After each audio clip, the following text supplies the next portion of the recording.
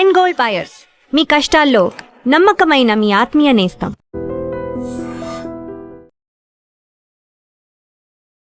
అజిత్ దౌల్ గారు రిక్షా తొక్కుతూ రిక్షా పుల్లర్గా లోపండి ఒక ఇన్ఫర్మేషన్ ఇచ్చుంటారు. తర్వాత ఆర్మీ నుంచి కూడా ఇన్పుట్స్ వచ్చుంటాయి.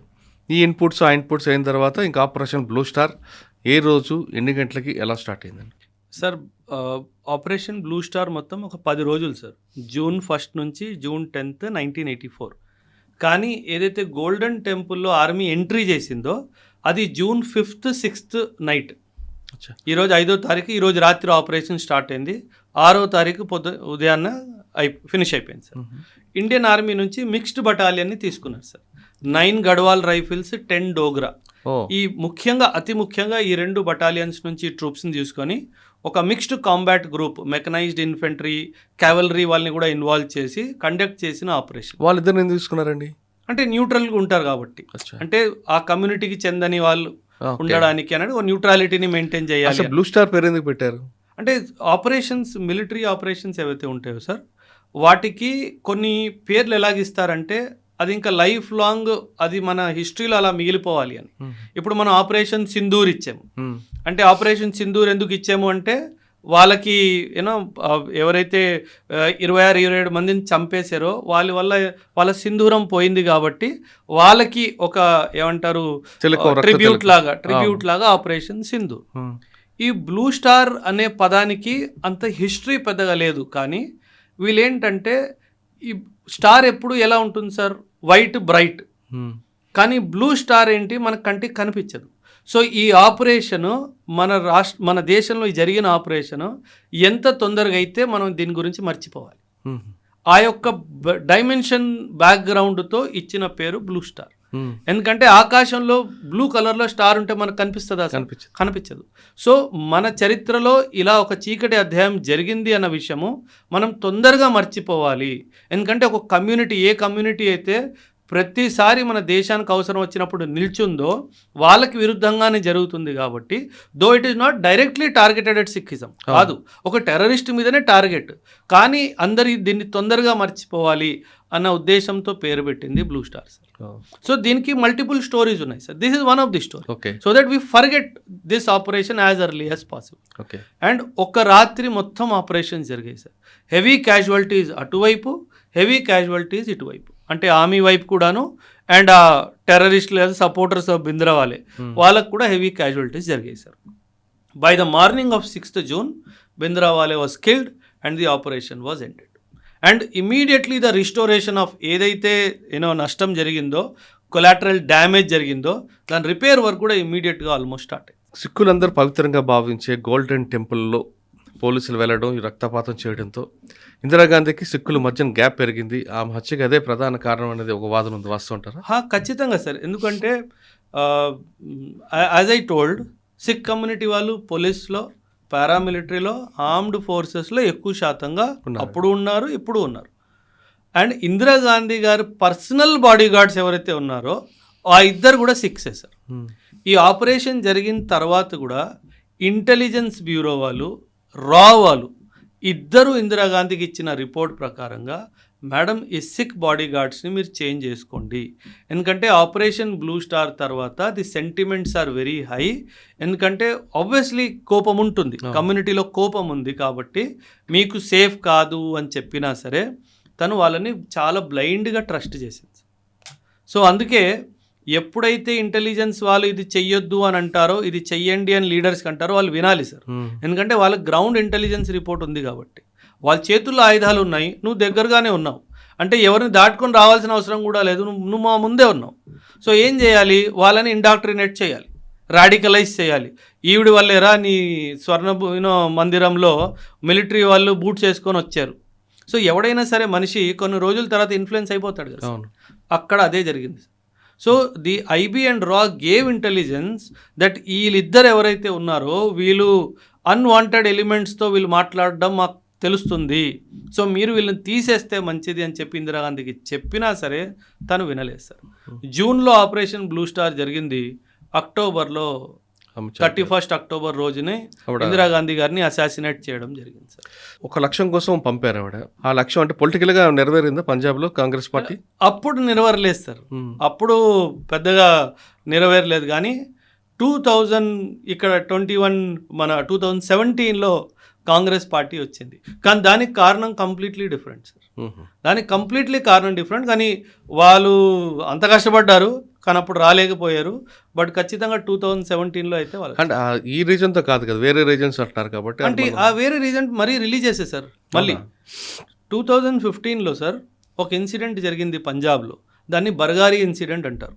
బర్గారీ ఇన్సిడెంట్ ఏంటంటే ఫరీద్కోట్ దగ్గర బర్గారీ అనేది ఒక ప్లేస్ సార్. ఫరీద్కోట్ దగ్గర గురుద్వారా ఎదురుగా గురుద్వారా మన హోలీ గ్రంథ్ కొన్ని కాల్ చేసిన కాగితాలు అక్కడ రోడ్డు మీద పడేశారు. దిస్ ఈజ్ ఇనఫ్ కదా సార్. మన దేశంలో ఇంత పెద్ద ఇది జరిగితే అండ్ ఇంకా people will be there. And 2015లో అకాలీదళ్ళే ఉంది సార్ పొలిటికల్ పార్టీ అప్పుడు కూడాను. 2015 నుంచి 2017 వరకు Akali Dal could not find the perpetrators of Bargari. అసలు ఎవడు చేశాడు అది 2 సంవత్సరాలు పట్టుకోలేకపోయారు సార్. 2017లో ఎలక్షన్స్లో కాంగ్రెస్ ఒకే ఒక్క ఇష్యూ మీద ఎలక్షన్ ఫైట్ చేసింది. ఏమని? బర్గారీ పర్పిట్రేటర్స్ ఎవరైతే ఉన్నారో ఆ హోలీ గ్రంథ్ కాగితాలు ఎవరైతే కాల్ చేశారో వాళ్ళని పట్టుకుంటాము. వాళ్ళ ఎలక్షన్ అజెండా ఒక్కటే ఒక అజెండా. 2017లో కాంగ్రెస్ గెలిచింది సార్. 2017 నుంచి 2022 వరకు 5 సంవత్సరాలు కాంగ్రెస్ ఉంది సార్, ఏమీ చేయలేదు sir. They did not catch the perpetrators of Bargari. 2022లో ఆమ్ ఆద్మీ పార్టీ ఇదే అజెండా మేనిఫెస్టోతో వెళ్ళింది, బర్గారీ పర్పిట్రేటర్స్ని పట్టుకుంటా అని. ఆమ్ ఆద్మీ పార్టీ గెలిచింది. సో ఒక religious sentiment state politics drive చేస్తుంది. గెలిచింది కరెక్ట్, పట్టుకున్నారా? లేదు, ఎవ్వడు చేయలే. అందుకే చెప్తున్నా భగవంత్ సింగ్ మాన్ సార్ అంటే he is not a CM material according to me sir. So but ఎందుకంటే ఆ పార్టీ అక్కడికి వెళ్ళి ప్రామిస్ చేసింది, అది చేసింది కాబట్టే ఎలక్షన్ గెలిచారు. 17లో కాంగ్రెస్ గెలిచింది. 5 సంవత్సరాలు అమరేందర్ సింగ్ గారి గురించి మీకు తెలిస్తే is a very lavish person. So ఆయన మాసెస్ని పెద్ద పట్టించుకోడు. 5 సంవత్సరాలు ఉన్నాడు. 5 సంవత్సరాల్లో తర్వాత ఆయన్ని మార్చేయడం కూడా జరిగింది. అమరేందర్ సింగ్ని మార్చేసి చన్నీ అని చెప్పి వచ్చాడు. And is a Dalit community person. And Sikh పాపులేషన్లో మంచి మెజారిటీ ఉంది దళిత్లో. సో కాంగ్రెస్ ఏమనుకుంది, అరే కనీసం దళితులకి మనం చీఫ్ మినిస్టర్ చేసాం కదా, ఆ సపోర్ట్ ఎలిమెంట్ ఉంటుంది అనుకున్నారు. తను ఏం చేయలేకపోయాడు. ఆ తర్వాత 2022లో ఆమ్ ఆద్మీ పార్టీ వచ్చింది. ఇప్పుడు వచ్చి అది ఎవరు చేయలేదు. అండ్ అందులో ఒక గ్యాంగ్స్టర్ ఉన్నాడు సార్, గోల్డీ బ్రార్ అని చెప్పేసి. వాడు ప్రదీప్ సింగ్ అని చెప్పేసి ఒక మనిషిని చంపాడు. He was one of the perpetrators of Bargari అని తెలిసింది. అండ్ ఆయన ఓవర్ నైట్ దేవుడు అయిపోయాడు. బికాస్ అక్కడ కమ్యూనిటీకి ఏం కావాలి, ఆ వెదవ పని చేసినట్టు చంపాలి.